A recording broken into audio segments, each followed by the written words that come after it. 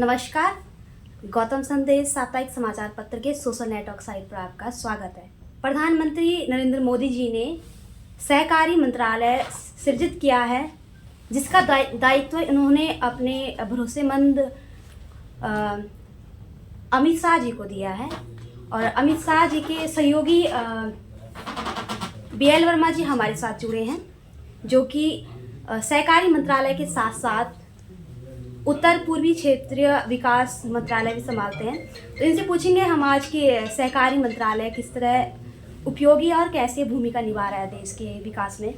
तो सर, सहकारी मंत्रालय ने अभी तक क्या क्या कार्य किए हैं? सहकारिता मंत्रालय का गठन 6 जुलाई 2021 को माननीय प्रधानमंत्री जी ने सहकारिता की आवश्यकता को देखते हुए गठन किया और इस मंत्रालय का जो भारत प्रभार दिया उन्होंने अमित शाह जी, इस भारत सरकार में बहुत ही सशक्त, बड़े और कड़े निर्णय लेने को जाने जाते हैं।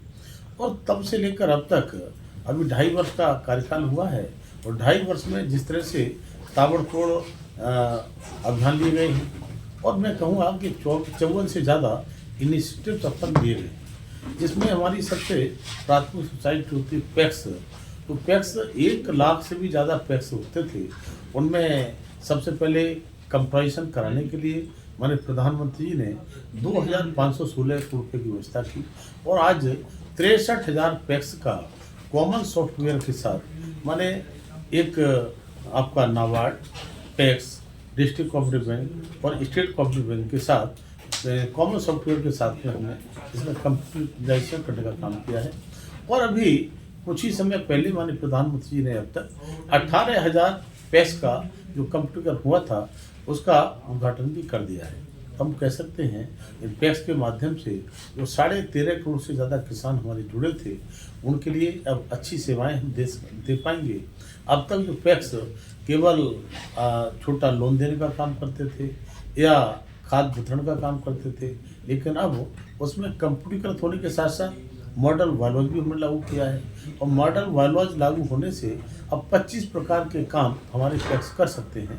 और 25 प्रकार के कामों में जैसे हमारे कॉमन सर्विस सेंटर होते थे, जन सेवा केंद्र जिसे हम कहते हैं गांव में, अब हमारे पैक्स उन जन सेवा केंद्रों का काम भी करते हैं, जिससे 300 प्रकार की सेवाएं दे सकते हैं। जन औषधि केंद्र जो मोदी की सस्ती दवाई दुकान होती है, अब पैक्स जन औषधि केंद्र खोलने का काम भी कर रहे हैं। प्रधानमंत्री किसान समृद्धि केंद्र खोलने का काम भी पैक्स कर रहे हैं। इतना ही नहीं, जो हमारी LPG गैस की एजेंसी होती थी, अब पैक्स गैस की एजेंसी भी खोलने का काम कर रहे हैं।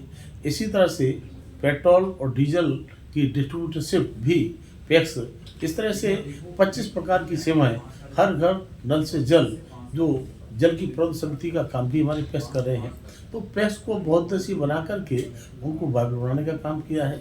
इससे रोजगार के अवसर भी पैदा हो रहे हैं और हम किसानों को अच्छी सेवा देने का काम कर रहे हैं। और इतना ही नहीं, माननीय अमित शाह जी के नेतृत्व में जिस तरह से सहकारिता मंत्रालय को आगे बढ़ाने का काम किया गया है, तब मैं कहूँगा आज 3 हमारी राष्ट्रीय सोसाइटी बनाने का काम हुआ है, जिसमें एक ऑर्गेनिक सोसाइटी हमने बनाने का काम किया है।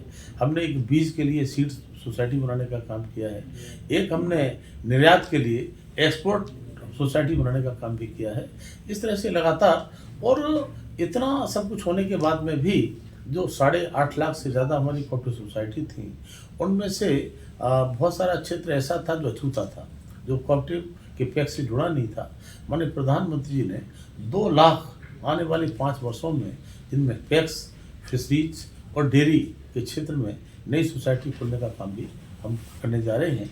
लगातार उनको चिन्हित कर रहे हैं, जिससे ये कोऑपरेटिव मूवमेंट सर्वस्पर्शी बने, सर्वव्यापी बने। तो मैं कह सकता हूँ कि आज सहकार से समृद्धि का जो विज़न है माननीय प्रधानमंत्री का, उसे पूरा करने के लिए सहकारिता मंत्रालय माननीय अमित शाह जी के नेतृत्व में लगातार काम कर रहा है। और $5 ट्रिलियन की जो बात माननीय प्रधानमंत्री कहते हैं, उसमें सहकारिता का विशेष योगदान भी रहने वाला है। तब अब आने वाले समय में अर्थव्यवस्था लगातार जिस तरह से बढ़ रही है, उस अर्थव्यवस्था में भी सहकारिता का बहुत बड़ा योगदान है। सर, ये सहकारिता जो मंत्रालय है, इससे युवा कैसे जुड़ सकते हैं? देखिए, मैंने कहा कि इसमें जैसे हमने कंप्यूटराइजेशन किया है, तो इसमें रोजगार के हमारे अवसर जो पैदा हो रहे हैं, उसमें हमारे युवा युवा चाहे कंप्यूटर का क्षेत्र हो या हमारे अन्य क्षेत्र हो, तब मैं कहूँगा कि रोजगार हो, स्वरोजगार हो, इसको सहकारिता के द्वारा हम बढ़ाने का काम करते हैं। और सहकारिता ही एक ऐसा विभाग है जिसे हम छोटे से छोटा काम कर सकते हैं, बड़े से बड़ा काम कर सकते हैं। आज अगर हम छोटा से छोटा प्रोडक्ट की बात हम करें तो कभी गुजरात में एक महिला ने कुछ महिलाओं के साथ में एक सोसाइटी के माध्यम से एक पापड़ बनाने का काम शुरू किया, जिसे आज हम लिज्जत पापड़ के नाम से जानते हैं। बड़े प्रोडक्ट की बात करें तो अमूल को हम देख सकते हैं, जो आज 72,000 करोड़ से भी ज़्यादा का व्यापार करता है। हम इफ़को को देख सकते हैं, हम क्रिप्को को देख सकते हैं, हम नेफेड को देख सकते हैं। तो जिस तरह से हम युवाओं को रोजगार देने का काम कर रहे हैं और माननीय प्रधानमंत्री के नेतृत्व में हम लगातार रोजगार, स्वरोजगार और नौकरियां देने का काम भी जिस तरह से हमने किया है, तो सहकारिता में इसको बहुत बड़ा है। और आज नौकरियों की एक लिमिटेशन और जगह हो सकती है, लेकिन काम देने के लिए हर आपको काम कैसे मिले, ये हमारा सहकारिता मंत्रालय लगातार ये देने का काम करता है।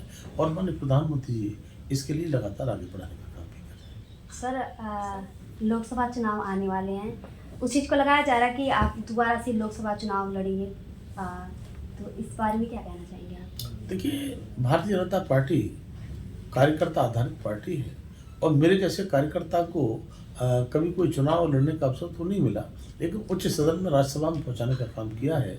और लगभग मेरे 3 वर्ष अभी राज्यसभा के बाकी हैं, लेकिन फिर भी पार्टी का जो आदेश होगा, नेतृत्व जो चाहेगा, अगर पार्टी आदेश होता है कि चुनाव लड़ना है तो लोकसभा चुनाव भी लड़ेंगे, और इसका फैसला हमारा हाईकमान करता है, नेतृत्व करता है।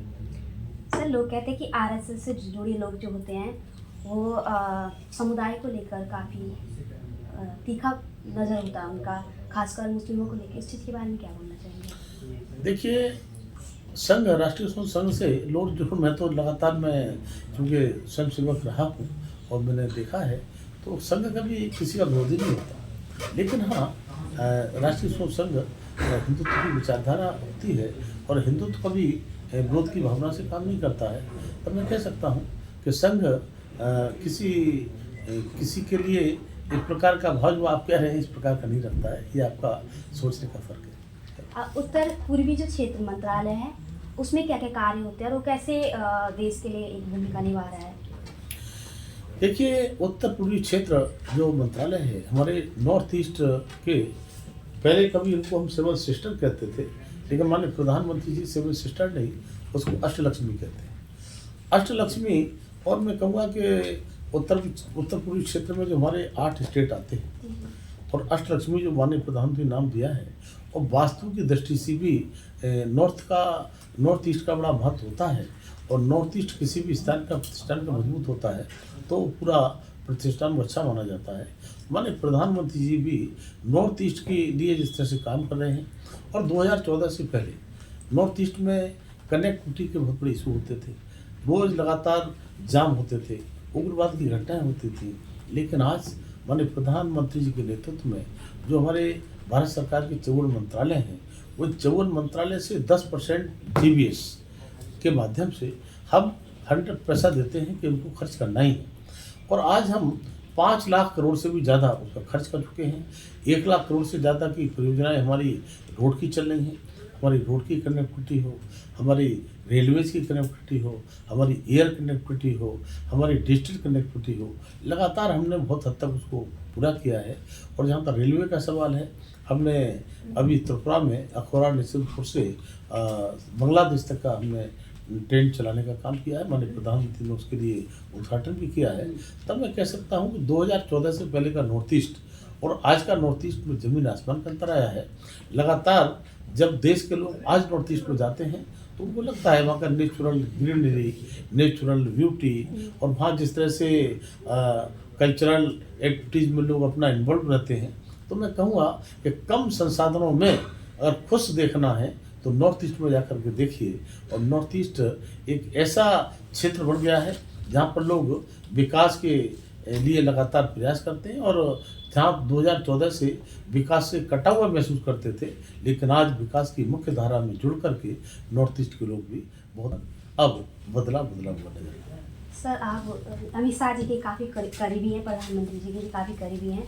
तो इस चीज़ को लेकर जैसे संदेश काली के ऊपर हम जनता से प्रश्न पूछते हैं कि वहाँ पे ऐसा क्यों हो रहा है, तो वो बदले में कहते हैं कि मणिपुर में इतना कुछ हुआ, प्रधानमंत्री जी वहाँ एक बार भी नहीं गई। उस चीज़ को लेकर क्या कहना चाहेंगे? देखिए, 2014 से पहले का लोगों ने नहीं देखा है। मणिपुर की पहले भी बहुत सारी घटनाएं हुई हैं और मुझे लगता है कि जिन लोगों ने मणिपुर जाकर देखा तो मणिपुर में बहुत कुछ हुआ है, लेकिन एक छोटे से अंतराल को हम देखें तो एक वो घटना जो हुई है वो दुर्भाग्यपूर्ण है, लेकिन अब अभी शांत है।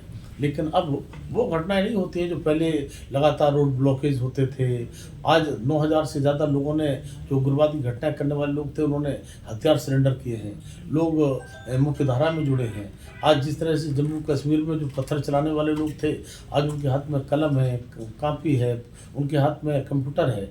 उसी तरह से नॉर्थ ईस्ट में भी उग्रवाद की घटनाएं छोड़ करके लोग विकास में अपनी भूमिका निभाते हैं। तब मैं कहूँगा कि मणिपुर हो या हमारा नॉर्थ ईस्ट पूरी तरह से विकास की ओर अग्रसर है। ओके सर, अंतिम क्वेश्चन है, बदायूं की जनता के लिए कुछ बोलना चाहेंगे? बदायूं की जनता या उत्तर प्रदेश में कहूँ या पूरा देश, माननीय प्रधानमंत्री के नेतृत्व में लगातार हमारा देश विकास की नई रफ्तार ले रहा है। और जब माननीय प्रधानमंत्री इस देश के प्रधानमंत्री बने थे तब हमारे देश की अर्थव्यवस्था बड़ी खस्ता थी, 11वें स्थान पर थी। लेकिन प्रतिकूल परिस्थितियों के बाद में भी आज हमारा देश 11वीं अर्थव्यवस्था से उठ करके 5वीं अर्थव्यवस्था बना है। और जब तीसरा टर्म माननीय प्रधानमंत्री का होगा तो बहुत जल्दी ही हमारा देश टॉप 3 में दिखाई पड़ेगा। तो कह सकते हैं कि पूरा देश, पूरा प्रदेश और बदायूं का विकास भी लगातार हो रहा है। और जो बदायूं का मैं निवासी हूँ, बदायूं आज से 10 साल पहले का बदायूं और आज का बदायूं जमीन आसमान का अंतर है। तो सभी पूरे प्रदेश का, पूरे देश का विकास हो रहा है, उसी बदायूं का भी उसी दिशा में।